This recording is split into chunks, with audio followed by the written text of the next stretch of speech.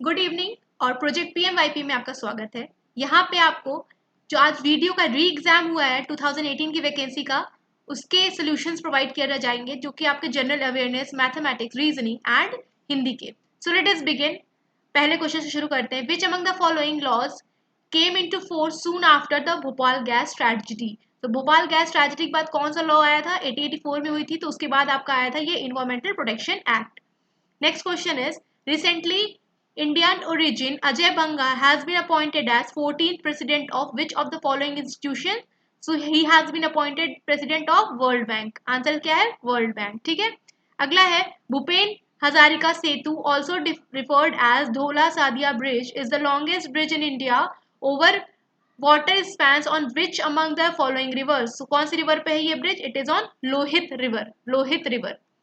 Next, which country's researchers discovered invisible galaxy or the black galaxy? So invisible galaxy या black galaxy किसे discover कराई है? Italy ने।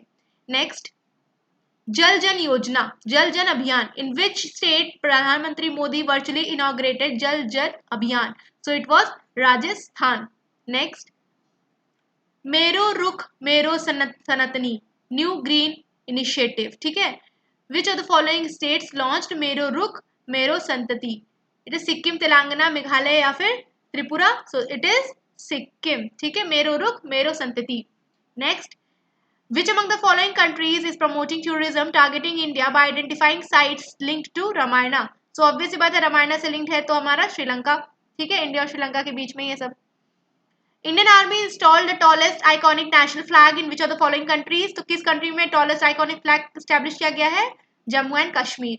Next, union minister Shri Narendra Singh Tomar inaugurated the seed processing and storage facility of India grassland fodder research institute eight which of the following places? It is in Jhansi. कहाँ पे establish हुआ है? Bye Shri Narendra Singh Tomar, Jhansi में, ठीक है। Next, one district one sports related है कि कितने स्पोर्ट्स को, कितने डिस्ट्रिक्ट्स को खेलो इंडिया स्कीम के अंदर इंक्लूड कराया गया है? 110 क्वेश्चन। सो कितना है? 110 का आंसर भी 10 है, okay. Operation Sadbhavana was launched in which state by Indian army? Operation Sadbhavana, it is launched in Ladakh. 111। 112, in which of the following states of India has the world's longest railway platform been inaugurated? So हमने सुना है Hubli, Karnataka.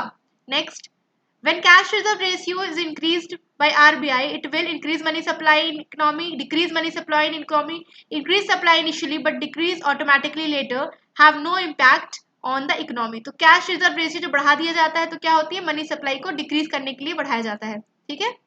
Next, in which of the following districts of Uttar Pradesh Mukhyamantri Kanya Sumangala scheme has been inaugurated? तो ये कहाँ पे है? लखनऊ में, okay. अगला है social equality of Indian constitution में मीनिंग क्या है? तो the meaning for social equality is equal opportunity for all section of society. अगला है वर्ल्ड ओरल हेल्थ डे कब मनाया जाता है? 20th ऑफ मार्च को। अगला, Pashupati seal is found in dash sites of Indus valley civilisation? It is found in Mohenjodaro. Next, Asian Pacific Postal Union in Bangkok, Thailand. Who among the following countries take charge of APPU? So it is India. India have taken the charge of Asian Pacific Postal Union. 119. In which of the following state world's longest river island is located? River island सबसे ज्यादा बड़ा कहाँ पे है? पहली बात तो माजुली है, और कौन सा स्टेट है? It is Assam. Okay. Next. 120 question, which of the following is smallest bone? तो स्मॉलेस्ट बोन कौन सी होती है हमारी? Femur. What is the laughing gas? Nitrous oxide. Which of the following vitamin is important for formation of red blood cells? So it is vitamin B12। Mishmi is the tribe the resident of which of the following state? Mishmi किस state की tribe है? So it is resident of Arunachal Pradesh. Next, Garo and Khasi are associated official languages of which of the following state? Garo and Khasi, so it is Meghalaya. Which of the following is the first largest depository presently operational in India? It is NSDL. In which of the schedule the Indian constitute powers of panchayats are stated? So 9th schedule में हमारा पंचायत है, okay. 9th schedule, sorry, it is 11th schedule, okay. The panchayats are in 11th schedule. Now the next question is here on your screen. Question कह रहा है world famous Mathania मिर्ची belongs to which state? Mathania मिर्ची belongs to Rajasthan, ठीक है। The plants which grow under water stress conditions are known by water stress conditions. Water stress conditions. So they are xerophytes. क्या नाम है? Xerophytes. और वो जो पानी में होते हैं उसका क्या नाम है? Hydrophytes. Okay, xerophytes. Next. Which article deals with National Commission for Scheduled Tribes? National Commission for Scheduled Tribes किस आर्टिकल में है? So आर्टिकल 4 ऑप्शन आपके सामने है. Scheduled caste. So it is 338. Scheduled caste के लिए 338 है. Which of the following the foundation for 5th generation computer? So it is your artificial intelligence. अगला क्वेश्चन है Todarmal was known as which of the following? So Todarmal was known as मुशर्रिफ A Diwan. मुशर्रिफ A Diwan. Next question. Kalamkari painting refers to? So it refers to hand painted cotton textile in South India. अगला है founder of Chola kingdom who was among the following? So it was your Vijayalaya Chola. Vijayalaya Chola. Next, due to incident which incident did Gandhi ji called non cooperation movement? Call off non cooperation movement. तो किस incident के बाद non cooperation movement हटा लिया गया था? It was Chauri Chaura incident. Blitz term belong to which of the following sports? तो blitz एक बहुत ही रैपिड गेम होता है चेस का. The first ever automated driverless train in India in world has been unveiled in which of the following countries? Automated train. So Germany. Automated train Germany. 6th से 15th century शताब्दी के बीच में most powerful महाजनपद कौन सा था? So it was your Magad. In which of the following states Dalma Sanctuary is located? Dalma Sanctuary is located where? So it is located in Jharkhand. अगला है whose autobiography is My Life? It is the autobiography of Bill Clinton. अगला है which state does not have any international boundary? Arunachal, West Bengal, Telangana, Sikkim. So right answer is Telangana.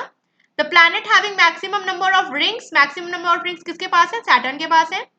ठीक है. Right against exploitation does not includes prohibition. Prohibition of forced labor, prohibition of untouchability, prohibition of employment of child below 14 years, prohibition of trafficking. So untouchability वाला जो है आपका ये rights again exploitation में नहीं है. ठीक है. अगला है आपका question number 143. Vishwa Bharati university was founded by which Indian personality? Vishwa Bharati university. So it was founded by your Rabindranath Tagore. Okay. Next question is here. Which of the following countries has become 31st member of NATO? 31st member कौन बना है? Finland. अगला है recently a mobile artillery locating phased array radar system named Swathi has been developed by India. What is the specific type of that radar? It is weapon locating radar. कौन सा radar है? Weapon locating radar.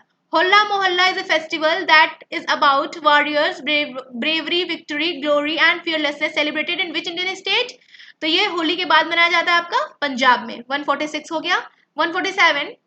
Recently, Supreme Court of India has granted couples the right to divorce on the ground of irretrievable breakdown of marriage. Irretrievable background of marriage जो कि सही नहीं किया जा सकता, ऐसा बैकग्राउंड हो जाए. Under which of the articles of Constitution? So 147.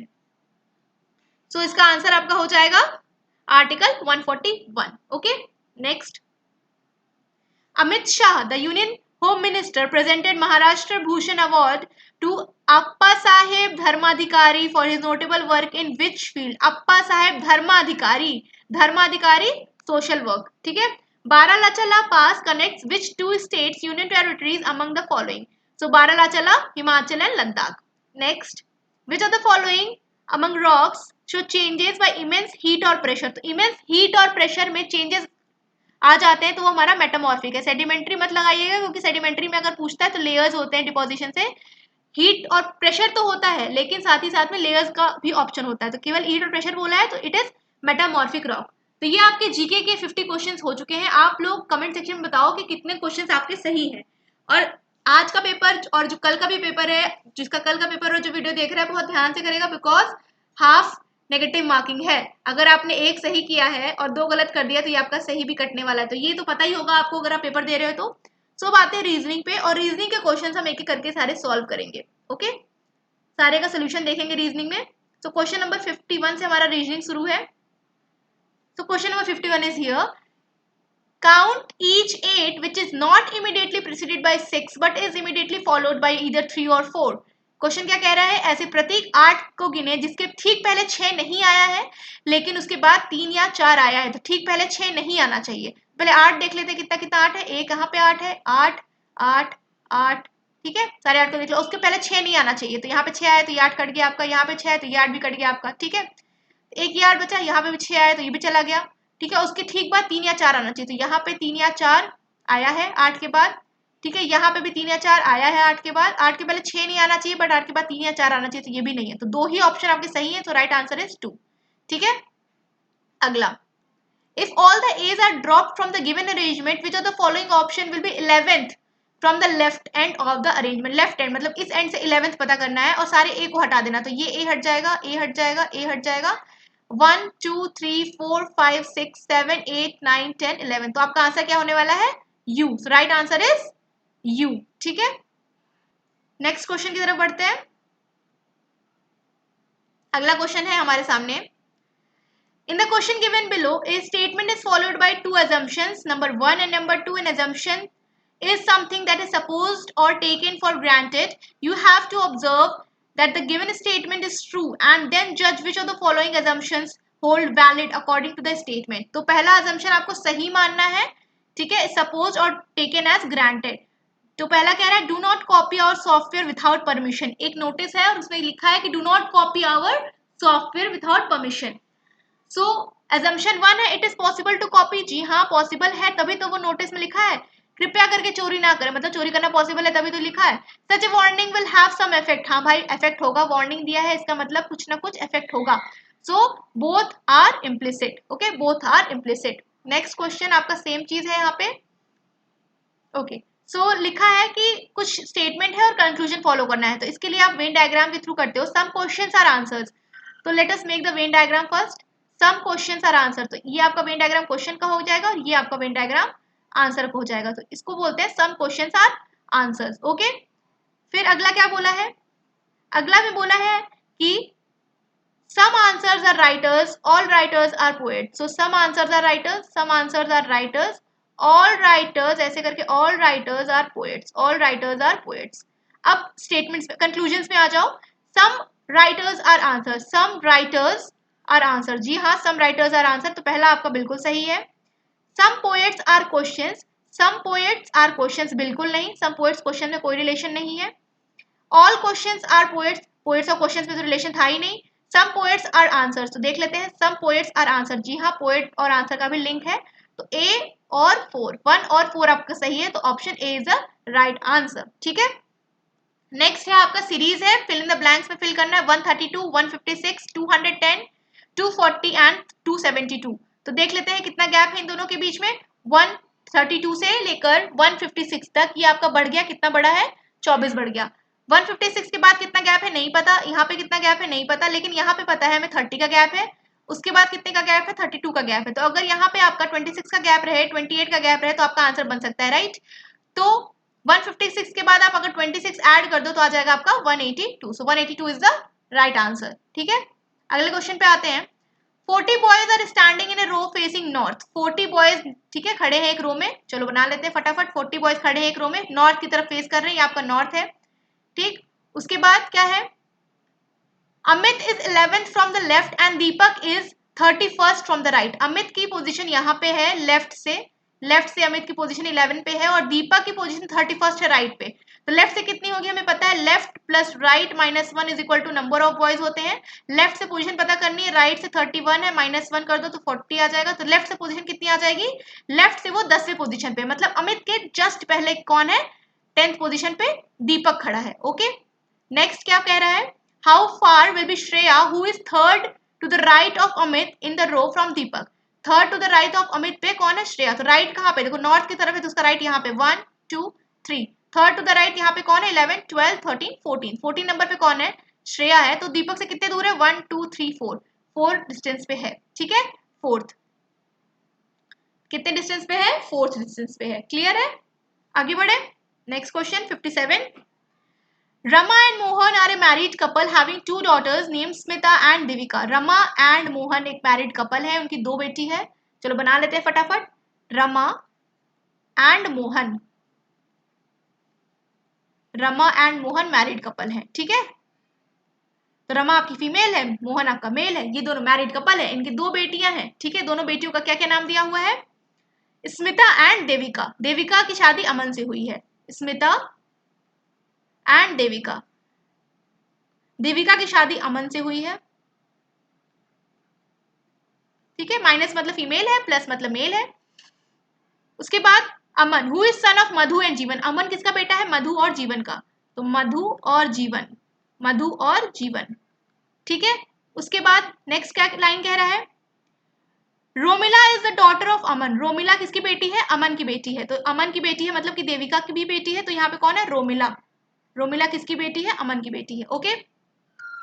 फिर Krishna who is Aman sister is married to Sunil. Krishna जो कि अमन की बहन है, वो सुनील से शादी की है। यहाँ पे आप कौन है?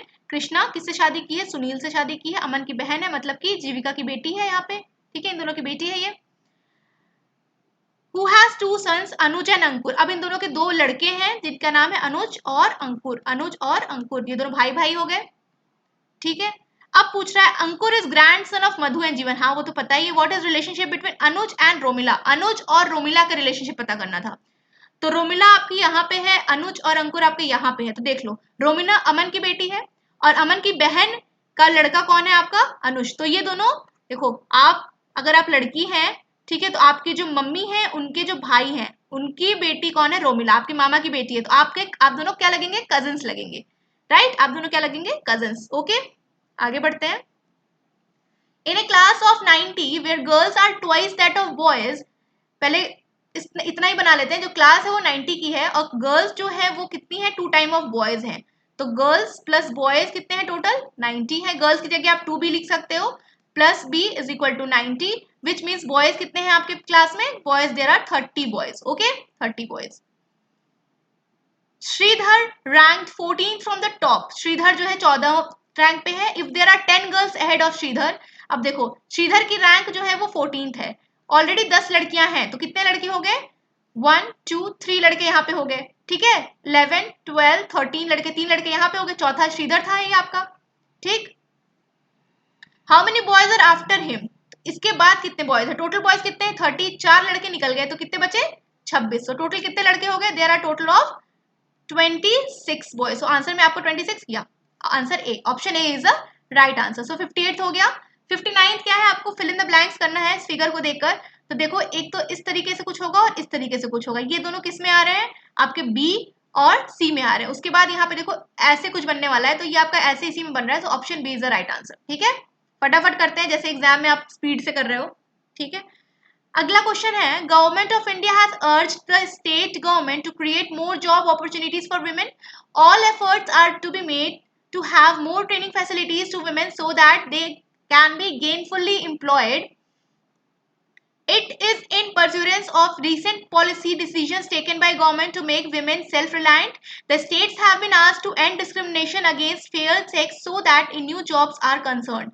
The same wage for women workers should be strictly adhered so that it has been emphasized. More job opportunities are being created for women to eradicate poverty among them. अब क्वेश्चन पे आ जाते हैं। The women have been benefited much with this government policy. ठीक है, women benefit हो गई है much government policy से, ठीक है। If inference is probably true, though not definitely true if the light of the facts are given. Probably true हो सकता है, कोई जरूरी नहीं है कि उनको सब कुछ मिल ही गया हो, ठीक है। अगला क्या था question? Women should be given higher wages than men. तो हायर वेजेस की तो बात हुई नहीं है, तो ये डेफिनेटली फॉल्स है, डेफिनेटली फॉल्स, ठीक है। अगला क्वेश्चन है आपका, arrange the following with the word meanings. Meanings की तरह से अरेंज करना है। Run out, decision, third umpire, delivery, shot. तो पहले आपका डिलीवरी होता है कि पहले शॉट? तो पहले बॉल की डिलीवरी होगी, फिर शॉट होगा, शॉट करने के बाद रन आउट हो गया, रन आउट के बाद थर्ड अंपायर और थर्ड अंपायर अपना डिसीजन सुनाएगा। तो सबसे पहले क्या था आपकी? डिलीवरी, फिर शॉट। तो answer number C is the right answer. 62 हो गया। 63 पे आते हैं। Here are some words translated from artificial language. So agnoscrenia मतलब poisonous spider, डेल्नोस्ट्रीनिया मतलब पॉइजनस स्नेक, तो स्ट्रीनिया मतलब क्या हो गया, पॉइजनस, इतना तो क्लियर हो गया, स्ट्रीनिया मतलब पॉइजनस, ठीक है। फिर आ गया एग्नोडेरी, एग्नोडेरी मतलब ब्राउन स्पाइडर, और यहाँ पे भी एग्नो आ रहा था, तो स्पाइडर का मतलब क्या हो गया, एग्नो, एग्नो मतलब क्या हो गया, स्पाइडर।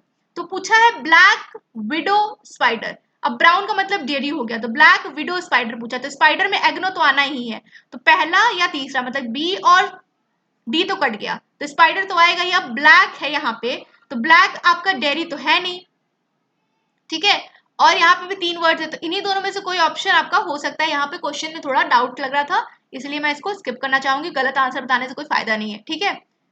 चलो आगे बढ़ते हैं। Okay, Agno was here also, just a second, Agno यहाँ पे था, यहाँ पे एग्नो था, ओके, सो एग्नो वाला आपका करेक्ट है, तो ये आपका एग्नोज इसमें भी है, एग्नोज इसमें भी है, इसमें भी है, इसमें भी है, चारों में एग्नो दिया हुआ है, ओके। सो डेयरी दिया है यहाँ पे, मुझे लग रहा है कि डेयरी ब्राउन से रिलेटेड है, यहाँ पे डेयरी ब्लैक से रिलेटेड है, सो आई गेस यहाँ पे ब्राउन या यहाँ पे ब्लैक होना चाहिए था, something is wrong in the question, data थोड़ा सा इनसफिशिएंट लग रहा है, ओके। आगे बढ़ते हैं नेक्स्ट क्वेश्चन पे। नेक्स्ट क्वेश्चन इज आपका minka bil means saddle horse, konovir means trail ride, cabalenko means horse trail, ठीक है। तो हॉर्स राइड का मतलब क्या है, तो हॉर्स दो में आ रहा है, तो आपका देखो कैबल और कैबल, मतलब कैबल मतलब तो हॉर्स है, तो कैबल तो आएगा, तो बी और सी तो कट गया। फिर राइड, राइड आपका देखो कोनोविर में आ रहा है, कोनोविर में, तो कैबर विर, ठीक है, कैबर विर एंड कोनो केबल, ठीक है। अब ट्रेल है और राइड है, ट्रेल है और राइड है, ट्रेल यहाँ भी आ रहा है, ट्रेल यहाँ भी आ रहा है, मतलब कोनो मतलब ट्रेल है, तो को आपका क्या हो जाएगा, आपका आंसर केबर, केबर विर, ठीक है। तो यहाँ पे देखो पूरा क्लियर हो रहा था, ऊपर वाले क्वेश्चन में क्लियर नहीं हो रहा था।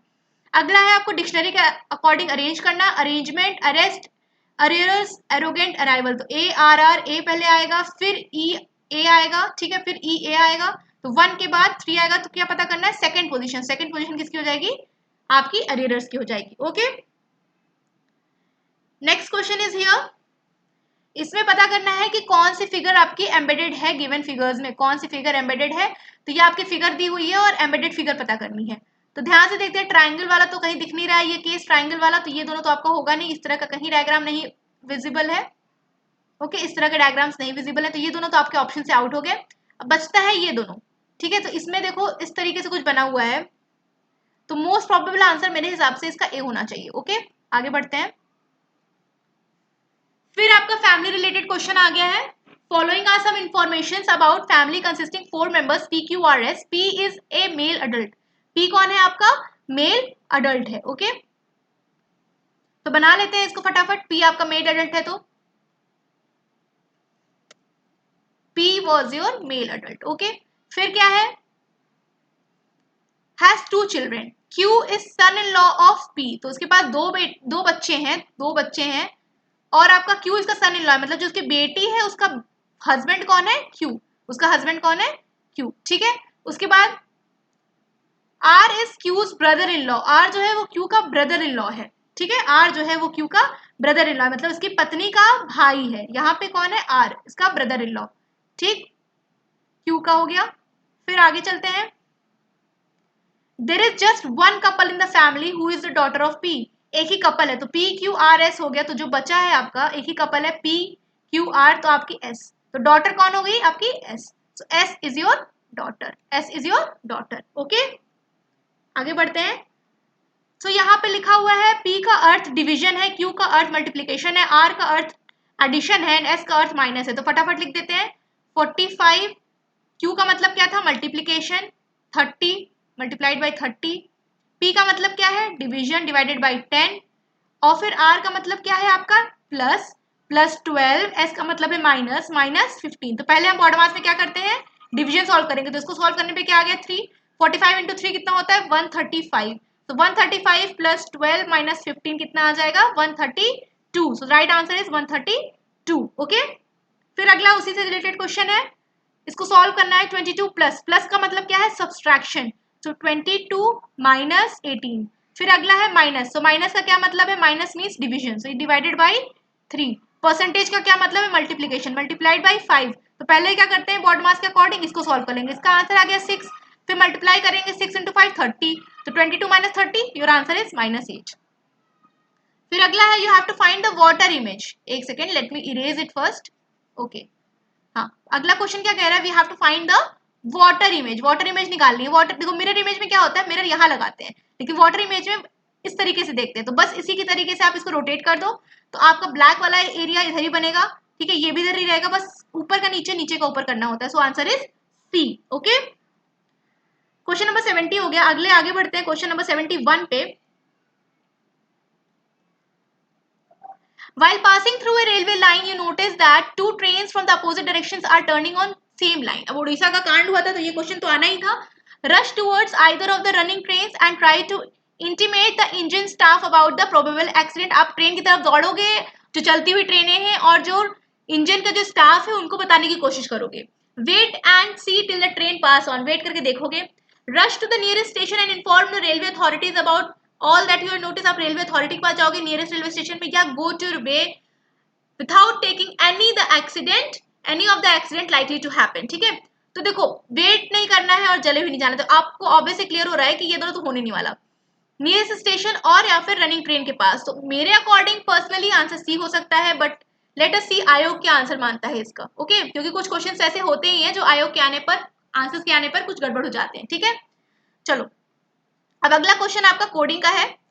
ठीक है, ग्राफिक्स इस तरीके से लिखा गया है, तो होमलेस का पता करना है। ग्राफिक्स का लिखा है, तो चलो उसको फटाफट बना लेते हैं।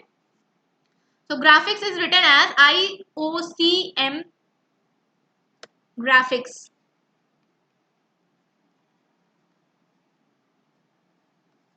IOCM, नेक्स्ट वॉज J, उसके बाद क्या था JHER, J के बाद HER। ठीक है, फटाफट नंबरिंग कर लो।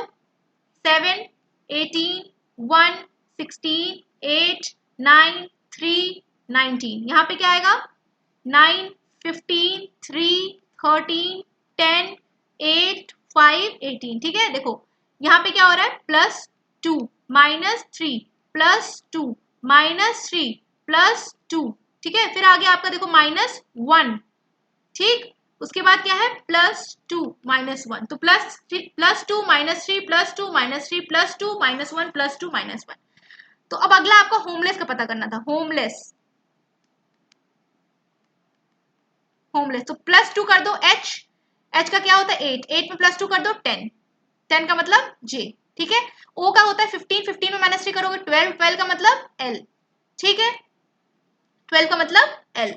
ठीक, उसके बाद आ गया M होता है 13 में 2 ऐड कर दोगे 15 मतलब O होता है। फिर आएगा आपका E मतलब 5 में -3 कर दोगे तो आएगा आपका 2 का मतलब होता है B। फिर आ गया आपका L का क्या होता है 12 +2 कर दो 14 का क्या होता है N। ठीक है, फिर आएगा आपका E मतलब 5।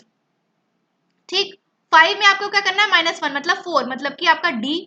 फिर आपका S का क्या मतलब होता है आपका 19 + 2 21 which is your U।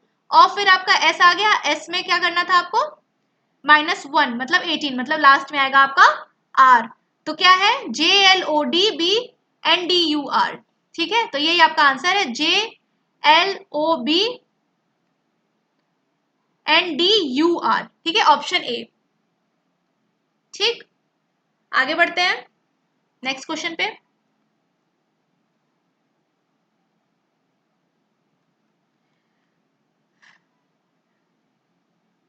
To the following question, 4 probable answers are given. Select the most probable answer. ठीक है, you are a guest at a dinner. The host asks you to take one more chapati after your stomach is full. You would take the chapati, make a bad face, politely say that food was not too good and you have already eaten too much, make a blunt refusal. तो क्या करोगे, पेट भरा है तो भी खा लोगे नहीं, एक गंदी सी सड़ी सी शक्ल बना दोगे नहीं, उसको बोलोगे भाग जाओ यहाँ से हम नहीं खाएंगे नहीं। तो ए और बी और डी तो नहीं होगा, आराम से कहेंगे खाना बहुत अच्छा था लेकिन मेरा पेट भर गया मैं और नहीं खा सकता। ठीक है, अब अगला क्वेश्चन आता है, डायरेक्शंस दिए हुए हैं 8 friends ABCDEFGH are sitting in a circle facing the centre. तो फटाफट बना लेते हैं एक सर्कल। तो सर्कल में आपके फ्रेंड्स हैं। आगे एक सेंटेंस और देख लेते हैं, कितने फ्रेंड्स हैं आपके टोटल 8 फ्रेंड्स हैं। ठीक है, सेंटर फेस कर। B is sitting between G and D, B आपका जी और डी के बीच में है। तो आपका एक सर्कल है, 8 फ्रेंड्स हैं, 1 2 3 4 5 6 7 8। आपका बी जो है जी और डी के बीच में है, बी आपका जी और डी के बीच में है। यहां भी जी हो सकता है, यहां भी जी हो सकता है, कहीं भी जी हो सकता है। ओके, फिर आगे क्या लिखा है, H is third to the left of B, H जो है third to the left of B है, मतलब B के थर्ड लेफ्ट में। अब ये बीच के मुंह किया है तो थर्ड लेफ्ट, तो इधर राइट होगा, इस तरफ लेफ्ट होगा। 1 2 3, यहाँ पे आपका क्या है F। ओके, यहाँ पे आपका क्या है H, इट इज H, यहाँ पे आपका H है। चलो ठीक है भाई, H बना लेते हैं।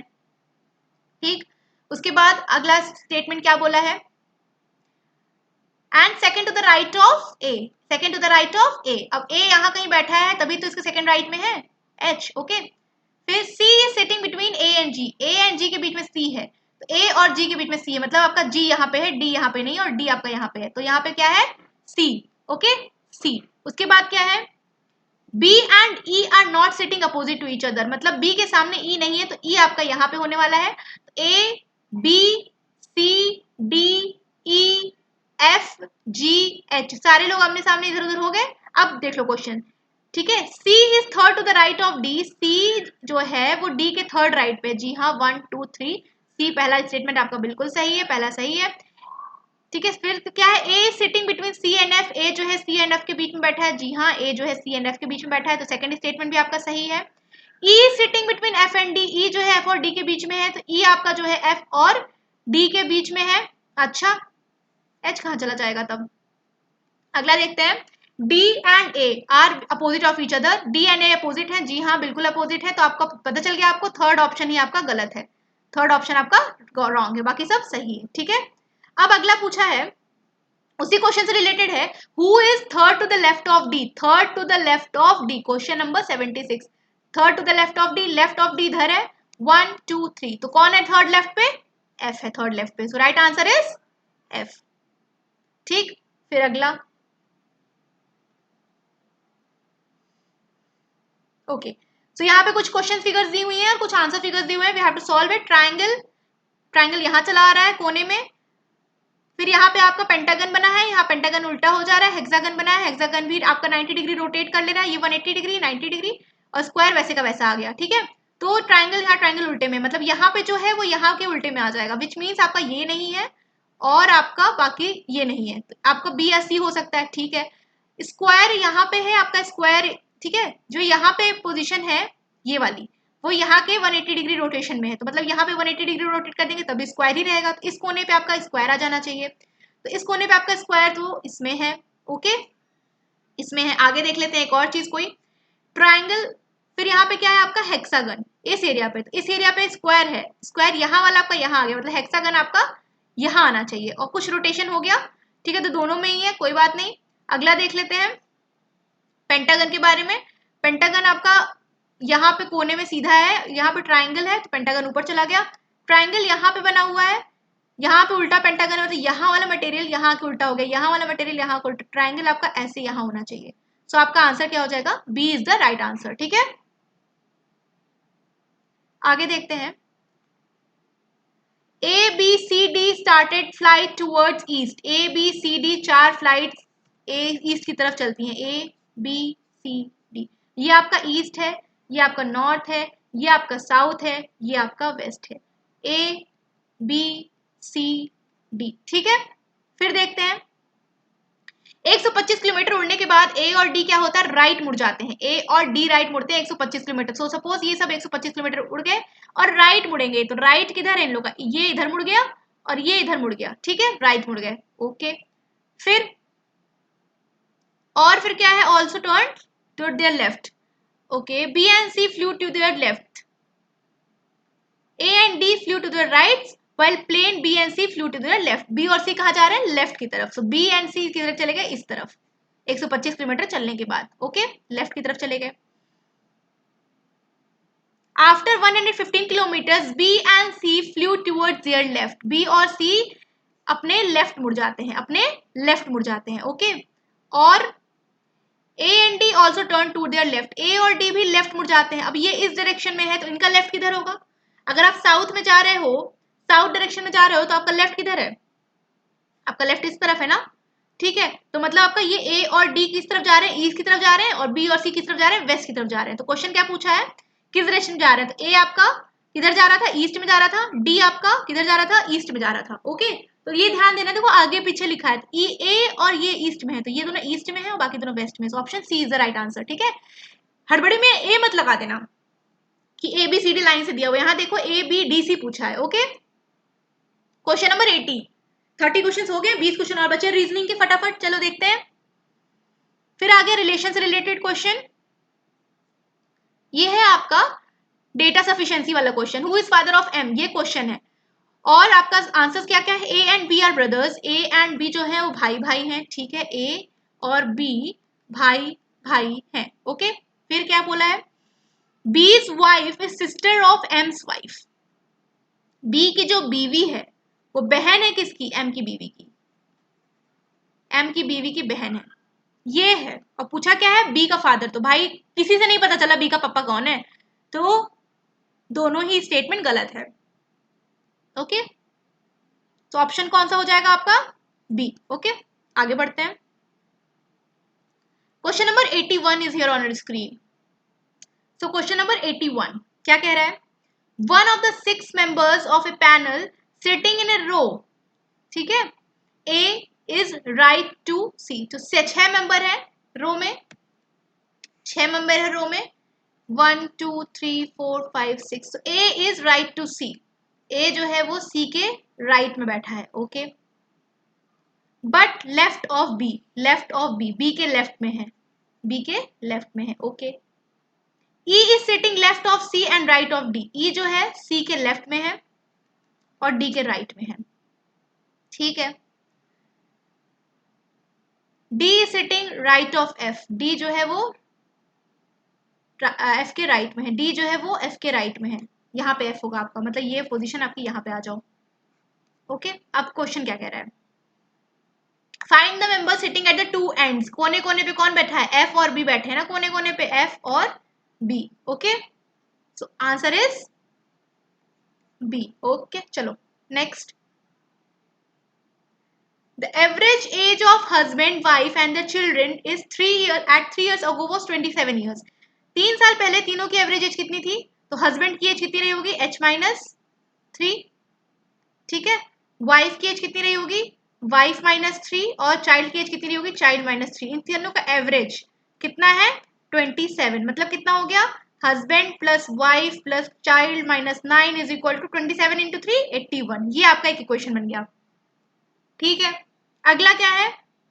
5 years, child and wife 5 years ago was 20 years, ठीक है। 5 साल पहले कितना था? चाइल्ड और माँ का केवल 20, मतलब वाइफ -5 और चाइल्ड -5 अपॉन 2 कितना आ गया? 20। तो वाइफ प्लस चाइल्ड कितना आ जाएगा? 20 इंटू 2 विच विल बी 40, और फिर -5 10 होकर इधर आके 10 ऐड हो जाएगा, तो ये आ गया आपका 50। कितना आ गया? 50। तो वाइफ प्लस चाइल्ड की एज 50 आ गई। S H plus 50 is equal to 81 और -9 इधर आके ऐड हो गया, तो 90। 90 हो गया -50, आपके हस्बैंड की एज कितनी आ गई? 40। हस्बैंड की एज कितनी आ गई? 40। So the right answer is 40, ठीक है।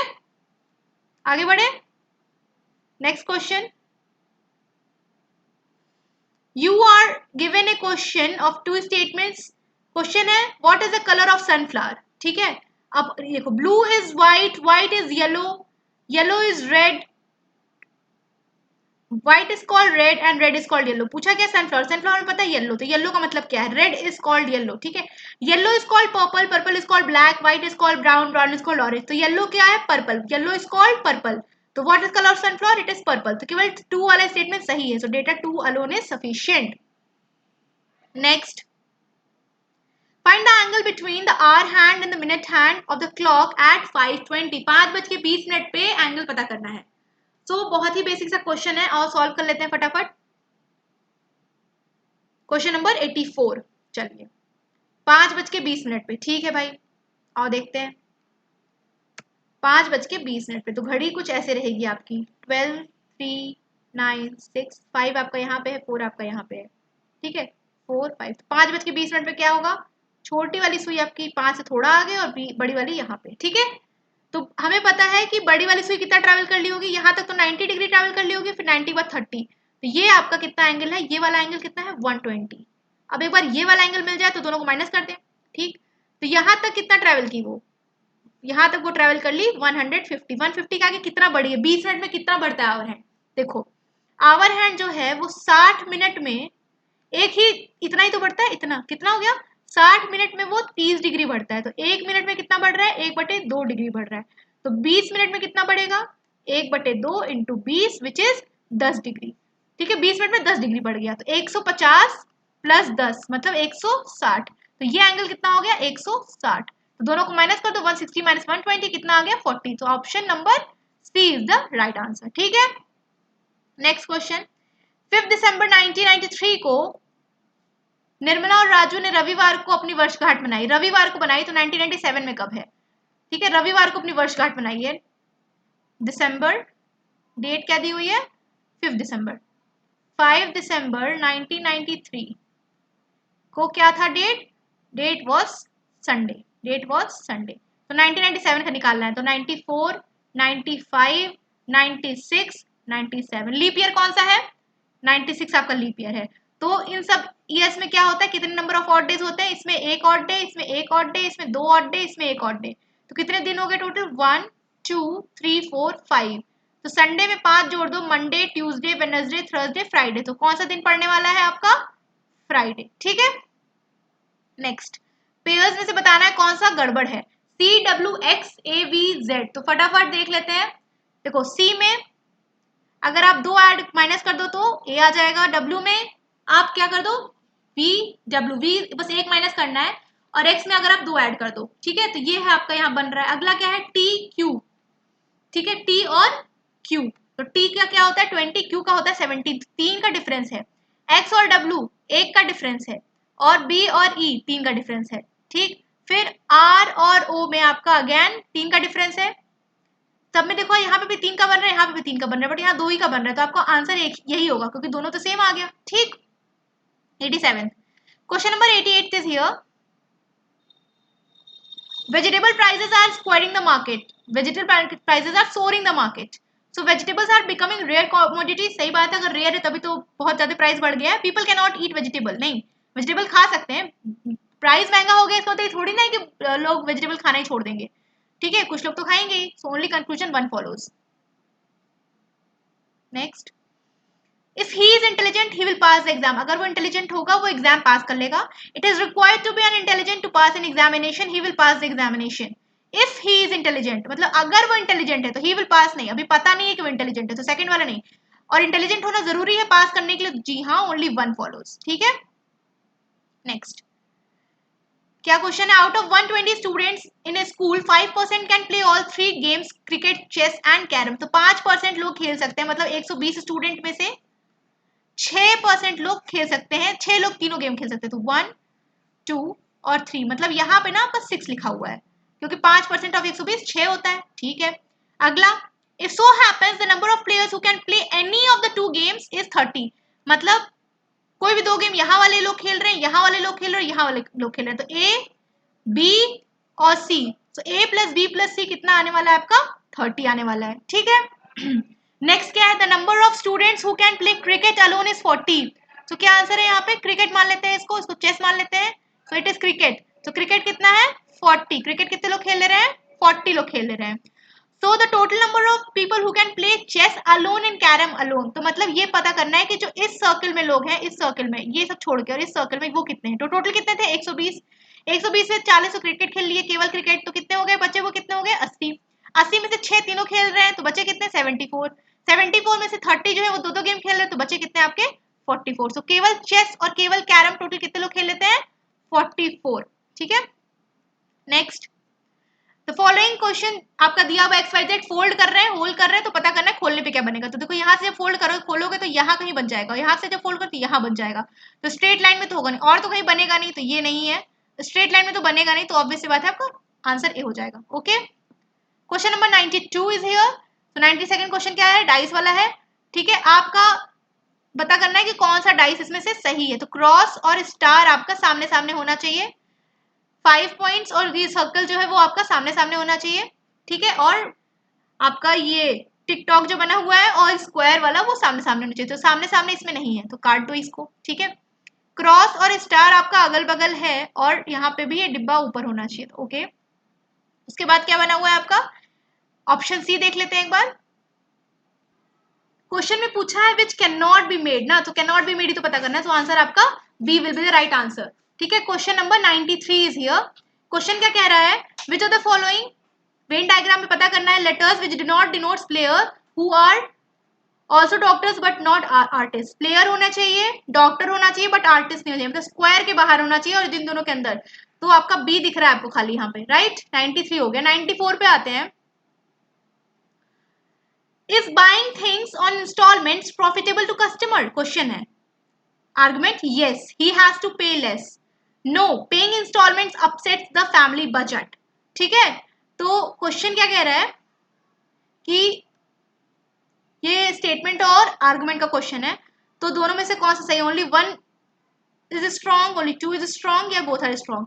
तो क्वेश्चन है कि क्या सामान खरीदना इंस्टॉलमेंट प्रॉफिटेबल है, तो हाँ कम पैसा देना पड़ता है, नो इंस्टॉलमेंट्स अपसेट करता है फैमिली के बजट को, तो दोनों में से कोई एक सही हो सकता है, दोनों तो सही हो नहीं सकते, तो आइदर ऑफ वन और टू, या तो स्ट्रॉन्ग होगा या तो मतलब या तो फिर सपोर्ट करेगा फैमिली को या फिर नहीं सपोर्ट करेगा, ठीक है। Is learning a continuous process? Yes. There is so much to learn in so much little time. No, learning stops after one have attained the highest degree.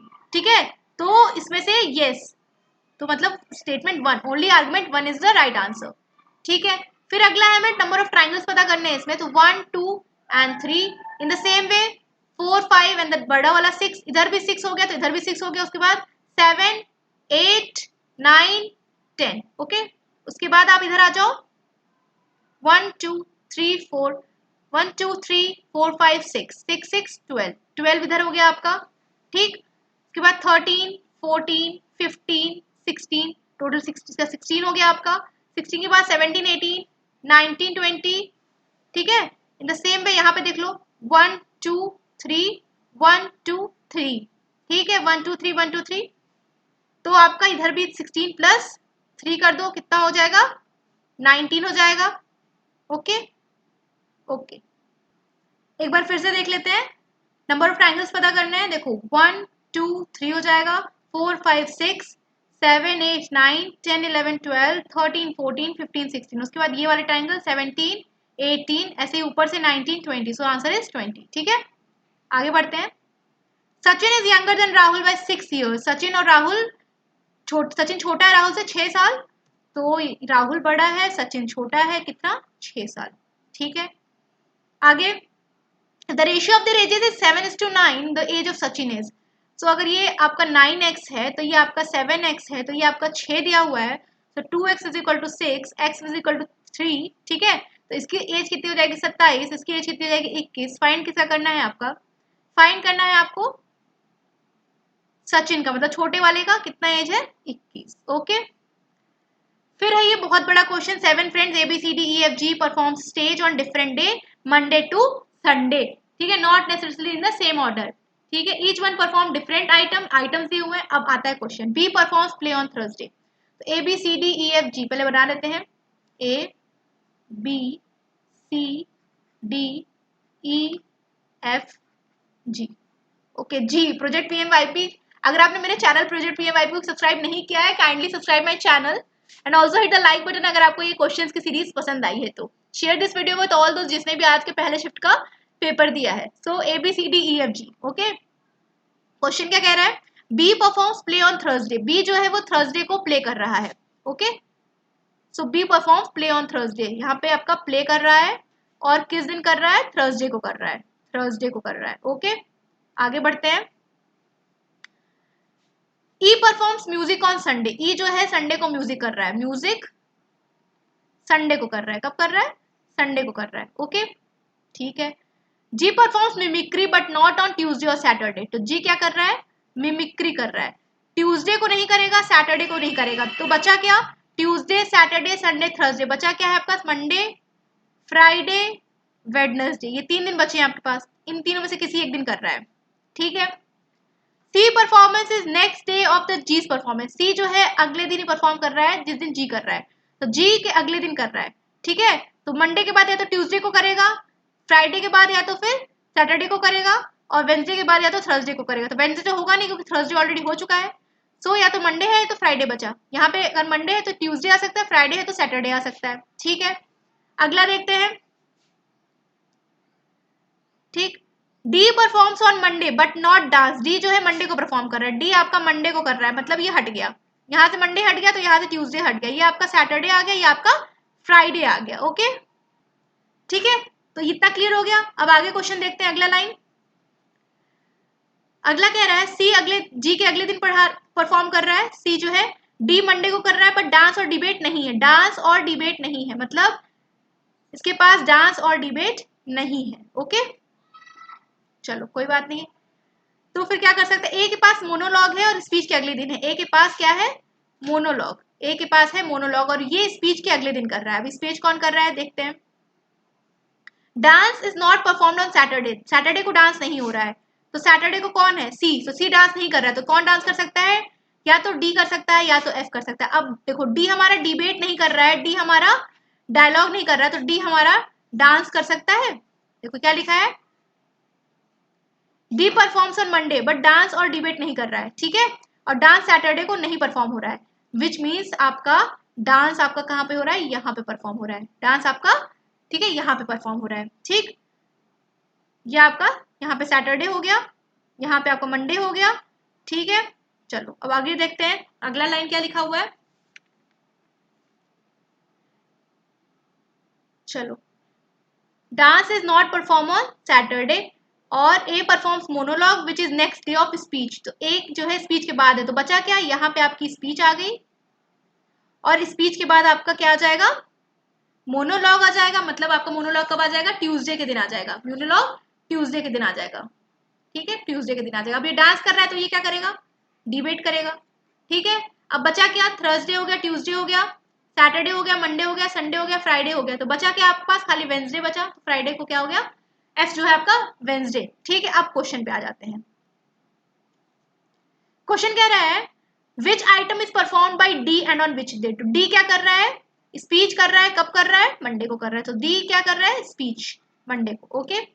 वाद विवाद में कौन परफॉर्म कर रहा है, वाद विवाद मतलब डिबेट, डिबेट में कौन परफॉर्म कर रहा है आपका, सी कर रहा है सैटरडे को, सो डिबेट में आपका कौन हो जाएगा, सी।